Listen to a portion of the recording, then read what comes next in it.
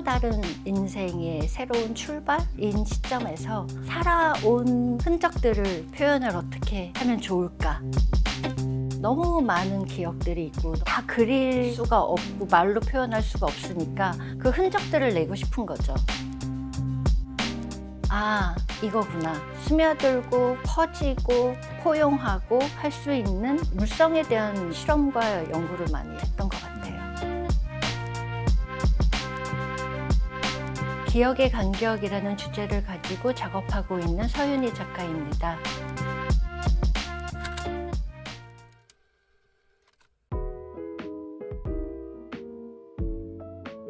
요즘 어떻게 좀 지내고 계시는지. 7월부터 9월 말까지 미술관에서 초대를 받아서 전시를 했는데 총 20년간의 작업을 보여주는 전시였어가지고 나름 회고전 같은 전반적으로 다 아우르는 좀 네, 느낌의. 되돌아보는 시간이기도 했지만 이제 나가야 할 방향을 좀 제시해주는 전시였던 것 같아요. 그것도 제가 알기로는 그 해외도 좀 많이 좀 활동하신다고. 네. 제일 최근에는 23년도에서 24년 초에 뉴욕에 있는 모니라 파운데이션 재단에서 전시를 했고요. 제가 2023년도에 5월 달쯤에 포커스 아트 페어라는 뉴욕에서 하는 아트 페어였는데 그 재단의 디렉터 분이 작품을 보시고 우리 재단에서 전시를 하자. 그래서 그 해에 이제 겨울부터 전시를 하게 됐고요. 제가 일부러 찾아간 건 아니고요. 저한테 기회가 주어진 거죠. 그때 전시가 있을 때 그 지역을 찾아가서 그 지역에서 몇 개월 동안 작업을 해요. 그러니까 그 지역의 환경에 맞는 작업을 하느라고 그 지역에서 나오는 재료를 구하고 그 환경에 맞는 방법으로 작업을 하는 과정을 갖는데 국내에서는 우도와 이제 청주 벌란마을에서 작업을 해가지고 쉐마미술관에서 전시를 했고요. 2015년도에 베니스 비엔날레에 특별 전시를 하는 이제 어떤 기획이 있었는데 전시만 하는 형태가 아니라 리서치 기간이라고 해서 한 3개월 정도 그 장소에 가서 직접 체험을 하고 저만의 기획을 혼자 하는 거예요. 그러니까 새로운 장소를 찾아가고 새로운 환경에서 새로운 재료를 구하고 그 경험을 하면서 한국적인 소재, 저만의 어떤 소재는 하나씩 갖고 가요. 그때 선택했던 것들이 벌란마을에서 나오는 당나무, 그러니까 한지 종이 만드는 그 원료잖아요. 그 당나무 심을 꽂는 설치 작업, 퍼포먼스를 해놓고 며칠 동안 바다에 흘러내려오는 어떤 지푸라기든 해초리든 이런 것들이 거기에 묻혀져 있는 과정을 계속 기록하는 형태의 설치 작업을 그때 했고요. 그러니까 어떻게 보면 그 당나무도 비엔씨는 처음 갔을 거 아니에요. 그렇죠. 네. 그러니까 여기에 있던 장소성을 가지고 그 새로운 환경의 장소에 새로운 물질과 합쳐졌을 때 그러니까 거의 시공간을 넘나드는 네네네. 작업들을. 네. 시공간이 계속 왔다 갔다 하면서 시간성이 계속 스며들고 하는 형태로 가고요. 그 이후에 이제 이스탄불 비엔날레 전시에 또 참가하게 됐었어요. 그 당시에는 캔버스 대신에 옷을 만들었어요. 한복처럼. 광목천의 제일 얇은 것들을 제작을 하고 리서치하는 기간 동안에 그걸 입고 다녀요. 입고 다니던 그 옷에 그 지역에서 색을 내기에는 향신료들을 선택을 하고 2명의 여성이 각기 자기의 나라에서 살아온 여성이 짊어진 삶에 대한 내용들을 풀어헤치는 거였어요. 그리고 그 전시장 자체가 유적물처럼 남아져 있는 기차들이 세워져 있는 장소예요. 그래서 기차 그 안에 내부에 제 전시장을 만드는 거죠. 스스로가. 그랬을 때 제가 그 장소에서 소금이라는 흑해에서 나오는 어떤 소금들, 나는 이 소금을 가지고 이번에 설치를 하겠다. 소금이라는 건 정화의 의미도 있지만 물성의 의미에서 모든 작업에 소금이라는 매염제가 들어가거든요. 그래서 기차역 내부에 소금의 산을 쌓고 그 바닥은 그 지역에서 나는 어떤 염료의 물을 만들어서 물성에 대한 어떤 작업을 했고요. 저는 그런 게 너무 즐거운 거예요. 너무 듣고만 있어도 네. 즐거운 거, 재밌는 것 같아요. 그러니까 내가 매개체가 돼가지고 네. 움직여주는 거잖아요. 예전에는 꾸며져 있는 어떤 전시 공간에 그림만 갖다 걸고 그러니까. 하는 형태의 전시들로만 알고 있었다가 베니스 비엔날레와 이스탄불 비엔날레 그리고 사라예보 페스티벌에 참가하고 이런 과정 속에서 새로운 거에 대한 흥미와 즐거움과 거기에서 느끼는 쾌 그리고 그 기간 동안에 설치를 어떻게 할지 이 기획을 어떻게 할지 이걸 어떻게 할지만 고민을 하는 내 자신이 나인 것 같은 거예요. 시원한 거지. 그렇죠. 그리고 새로운 환경에 새로운 물질적인 재료를 선택을 할 수 있고 새로운 언어를 또 만들어서 표현을 할 수 있다는 것 자체가 너무 흥미가 있었고요. 작가님만의 프로세스를 쌓아갈 수 네. 있는 어떤 그 과정이었던 것 같아요. 그렇죠. 작가님 같은 경우는 작업 자체가 좀 더 물성이 좀 있잖아요. 네. 그럼 그런 부분들을 하게 된 어떤 계기가 있었는지. 기억의 간격이라는 이제 작품들을 처음 시작은 2006년도에 국립현대미술관의 레지던시를 이제 들어가서 창동에서 작업을 하면서 시작이 된 거거든요. 그랬을 때 공백 기간이 되게 많았던 때라 이제 어떻게 해야 되지? 뭘 표현을 할까? 뭘 막 이렇게 고민을 많이 하던 차에 또 다른 인생의 새로운 출발인 시점에서 살아온 흔적들을 표현을 어떻게 하면 좋을까? 있을 때 너무 많은 기억들이 있고 다 그릴 수가 없고 말로 표현할 수가 없으니까 그 흔적들을 내고 싶은 거죠. 기억이 다 스며들어 있어야 되는 거고 모든 것이 다 그려져 있어야 되는 거고 그러다 보니까 물성에 대한 이제 실험과 연구를 많이 시작을 했던 것 같아요. 초기의 작품들은 되게 담백해요. 중첩되는 것들을 단순화했던 시기였어요. 그리고 나서 어느 정도 되니 깊이감을 더 내고 싶은 그러다 보니까 기억의 시간들이 더 많이 들어가는 거고요. 그 시간에 층을 입히기 위해서 계속 염료를 붓고 말리고 붓고 말리고 찌고 또 말리고 하는 과정들이 계속 반복이 되는 거죠. 근데 이제 좀 늦게 다시 시작했다고 하셨잖아요. 왜 늦게 시작하셨는지.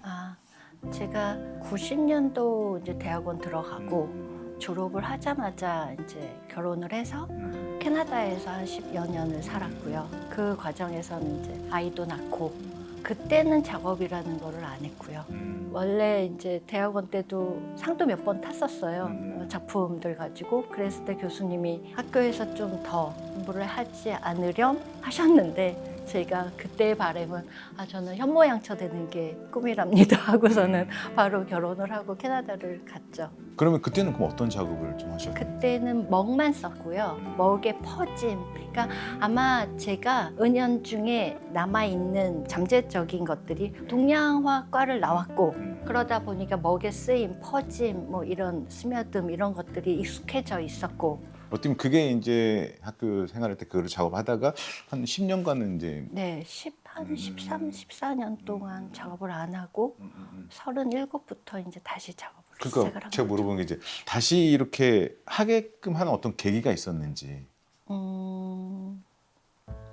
다른 인생을 살아왔고, 그러니까 평범한 인생을 살아왔고요. 아이의 엄마로서, 누구의 부인으로서의 인생을 살아왔었죠. 그러다가 혼자 되고 나서 새로운 인생을 살아야 하는데 뭘 해야 할까? 그랬을 때 이제 그래, 그럼 나는 작업을 다시 해보자. 그때 다시 붓을 잡고. 네, 예. 근데 정말 십몇 년 동안의 공백 기간이기 때문에 되게 새롭고 불안하고 힘든 거예요. 그래서 이 많은 거를 어떻게 표현하지? 했을 때 그리는 거에 대한 것보다는 내 모든 기억들과 나의 경험과 이런 것들을 스며들게 하는 게 그게 내 공간이다라고 정해진 거죠. 지금 이제 돌이켜 보면 작가님이 계속 이렇게 어쨌든 레이어를 계속 쌓이는 거잖아. 네. 쌓아가는 느낌들. 그러니까 표면적으로 뭔가를 도드라지게 그 나타낸다기보다는 싹 그거에 좀 더 집중했던 것 같아요. 그게 아마 성격하고도 좀 맞는 것 같아요. 그러니까 드러내 보이는 것보다 감추려 하는 거, 좀 이렇게 묻혀져 있는 삶이 더 좋지. 그런 나타내고자 하는 것보다는 도드라지는 것보다는 네네네. 뭔가 네, 좀 이렇게 스며드는 느낌, 네. 있는 듯 많은 듯. 네. 아, 이걸 만들어야지라는 게 아니라 이렇게 해서 퍼지는 동안 저는 그 속에 물성에 흡수가 되는 거예요. 제 자체가 흡수가 되면서 없어지기도 하고 날아가기도 하고 그런 과정들이 계속 중복되는 거죠. 그러는 사이에 내가 살아온 기억도 살아왔던 삶도 스며들었다가 없어지고 안 좋은 기억들은 또 빠져나가고 망각이 되기도 하고 이런 과정들을 계속 그 물성 작업을 하면서 이루어지는 거죠. 어떻게 보면 사실은 그 전에 작가님의 삶에서 좀 이렇게 가둬놓았다면 작업을 하면서 상당히 그거를 좀 이렇게 펼쳐놓은 느낌이 드네요. 정확히 맞추셨어요. 그러니까 상당히 많은 거를 탐구하고 자연과 같이 이제 더 들어가시는 거잖아요. 가서 그걸 다시 끄집어 와서 내 그 안에 다시 펼치고. 네. 이거를 이렇게 해가지고 내가 작업을 해야지라기보다 그냥 하나의 일상생활인 거예요. 뭐든지 발견하면 갖고 와서 작업하고 어디 가가지고 하면 그 작업을 하게 되고 그래서 초기 때부터 몇 년 동안은 작가라는 생각을 하지를 못했어요. 작업이 따로 있는 게 아니라 이게 내가 사는 거야. 그러다 보니까 정말 안 좋은 기억들과 힘들었던 것들이 스스로 사라져 버리더라고요. 제2의 인생을 살고자 할 때 이런 작업이 저를 살게 해줬다는 거죠. 그러니까 더욱더 그래서 그런가 작가님이 하고 있는 행위 자체가 그만큼 이유가 있고 쌓이고 있고 그리고 나서 이제 작가님의 이야기를 펼치니까 훨씬 더 와닿는 것 같아요. 그러니까 그 과정들이 이제 보이니까 작가님은 자연을 그려낸다기보다는 담아낸다고 생각이 들어요. 네. 그 전공도 이제 동양화 전공하셔서 네. 그런가 약간 동양적인 느낌들이 더 강한 부분이 있어요. 네. 네. 동양에서 말하는 여백? 음. 아무래도 제 작업의 공간들은 되게 무한한 공간의 작은 인물들. 그게 사실은 작은 인물들을 동양에서는 점경 인물이라고 얘기를 하거든요. 점경 예, 인물. 점경 인물. 옛날에 대학원 때 공부할 때는 이제 알았지만 잊혀져 있다가 제가 이 작업을 하면서 중간에 박사 논문을 쓸 때 내 작업이 어떤 기원으로부터 시작이 됐는지 이제 써야 되니까 그럴 때 점경 인물이라는 단어를 또 찾게 된 거예요. 그래서 점경인물이 들어가서 산수 풍경이 되는구나. 자연 속에 논일고 있는 인간들이 있는 거죠. 인간은 자연에 포함되어 있어야 한다라는 내용들이 자꾸 이제 와닿는 거죠. 작업을 해놓고 바라보면은 이제 아는 거예요. 어떤 공간에 인물을 이렇게 그려야지라는 걸 계획을 세워놓고 한 작업들이 아니었기 때문에 사실은 박사 논문을 쓰면서 많이 깨우쳤어요. 이걸 왜 그리지라는 네. 질문에 대한 어떤 거를 찾아가는 스스로요. 거잖아요. 네, 스스로 해놓고 내가 왜 이렇게 했지? 내가 왜 이런 인물을 그려놨지? 그 당시에는 이런 공간을 만들어야 되고 이 공간 안에 어떤 모티브들을 들어가는 게 당연한 건데 뒤돌아서 시간 지나서 나중에 그 작품들을 볼 때 내가 왜 이걸 그렸지? 깨우쳐 가는 거죠. 나한테 인물을 그리게 된 동기가 그리움이라는 마음에서 아이들을 그리기 시작했고요. 그러다 보니까 인간의 군상들을 많이 그리게 됐었는데 어느 순간에 아이들이 다시 제 곁으로 오는 순간부터 인물들을 못 그리겠는 거예요. 그리움이 없어졌던 거죠. 그 당시에. 그리움이 없는데 인간들을 못 그리겠는 거예요. 사람들을. 그래서 너무 방황을 많이 했었어요. 그래서 이 방황을 할 때 절에서 어느 분이 괴불을 그려봐라. 괴물? 괴불. 괴불. 부처님의 삼존부를 그려보라는 거예요. 그래서 내가 동양화의 기법들은 알고 있지만 태화의 기법들은 전혀 모르는 상황이었어가지고 6개월 동안 아침에 10시부터 저녁에 7시까지 전문가 선생님한테 직접 배워가면서 그리기 시작을 한 거죠. 그게 연이 돼서 이런 정화의 시간들을 가진 배경 화면에 부처님과 관련된 의미가 담긴 부처님들을 그리기 시작을 하는 거예요. 제 스스로가 20년 동안 작품을 해왔던 과정에서 1기는 그리움을 대상으로 했던 시기라 하면 2기가 부처님의 어떤 의미가 담긴 깨달음의 시간들을 5년 정도를 그런 작업들을 했고요. 반해영선도를 그려놓고 그 위의 인물들은 옛날의 그림들에는 그게 다 한복을 입고 선비의 모습이지만 저는 현대인들을 내가 아는 사람들 특히 그 반해영선도에는 저한테 상처를 줬던 사람들을 많이 태웠어요. 떠나보냈구나. 그러니까 그게 사실은 그리면서 용서를 해주는 거죠. 그런 사람들도 좋은데 극락 가세요 하고 용서와 화해의 의미의 어떤 반해영선도를 그려졌죠. 그러면 그거를 그릴 정도의 그때 당시는 이미 많이 치유가 된 거네요. 그쵸. 좌절했고 바닥을 쳤던 그런 시기에서 이 작업을 하다 보니 스스로는 치유가 됐고요. 제가 어떤 모티브, 이미지를 그릴 때는 좋은 기운으로 그리기 시작을 해요. 그 프로세스, 그 과정들에서 벌써 정화가 돼버려서 아. 깨끗해진 새로운 기억으로 좋은 기억들만 꺼집어내서 아, 이 사람하고 이랬지. 뭐 이런 기억들 가지고 그리기 때문에 다 그려놓으면은 마음이 사실은 되게 홀가분해요. 그렇죠. 작가님 스스로도 그리면서 네, 다 본인이 없애버려요. 다 치유가 되네요. 다. 그러니까 아마 저라는 사람이 그렇게 해야지 사라지나 봐요. 안 좋은 걸 갖고는 사라질 수가 없기 때문에 내가 살으려고 하는 내 속에서 그렇죠, 그렇게 그렇죠. 만드는 것 그러니까 같아요. 어떻게 보면 작가님만의 삶의 방법이겠죠. 네. 생존의 방법 어떻게 보면. 그렇죠. 그래서 저는 작업을 하더라도 그러니까 몸이 움직이는 행위로 신체가 막 움직이는 이거를 하고 있는 것 자체가 태어났을 때부터 살아왔던 그 삶들이 되게 억눌리고 모범생이어야 하고 이러면 안 돼. 저러면 안 돼. 라는 스스로가 만들어낸 테두리 안에서만 살아왔다고 보면 맞고요. 그러니까 무조건 참아야 해. 그러니까 폭발하거나 남한테 안 좋은 소리 하면 안 돼. 그럼 나쁜 거야. 그 어떻게 보면 우리 세대가 약간 좀 그렇게 교육 받아왔잖아요. 예, 맞아요. 그래서 저희 대학교 때는 통행 시간이 있었어요. 저희 집에서는. 되게 보수적이시고 엄하셔가지고 아버님이 8시가 통행 금지 시간이에요. 대학교 때도. 응. 보통 그 정도면은 반항하잖아요. 아, 근데 좀 받아들이- 그냥 받아들여요. 그냥 그래야 되나 보다. 이렇게 하라는데 어쩔 수 없잖아. 부모님한테 대들 순 없잖아. 그냥 그걸 받아들이고 그냥 거기서 즐거우면 되는 거였어요. 그때부터 이미 긍정적인 사고가 조금씩 있었고 제2의 인생이라는 네. 부부들에게 했을 때 이제는 네, 좀 네. 자유롭게. 예, 공감이 확실히 되네요. 네. 그래서 오히려 제2의 인생을 살기 시작할 때부터가 사실은 사는 것 같았어요. 그러니까 사람 사는 것 같이 남들이 하는 것도 나도 해보고. 그러니까 어떻게 보면 진짜 작가님만의 삶을 살게 된 거잖아요. 네. 그 전에는 사실 이렇게 해라 이렇게 해라 어떻게 보면 타인의 삶을 종용받은 거잖아요. 그렇죠. 어떻게 살아야 되는 게 맞는 그치, 삶이야라는 거를 받아들이고 살았던 정답은 때고. 아닌데 사실은. 네, 맞아요. 그렇다면 작가님은 어떤 작가로 남고 싶은 거예요?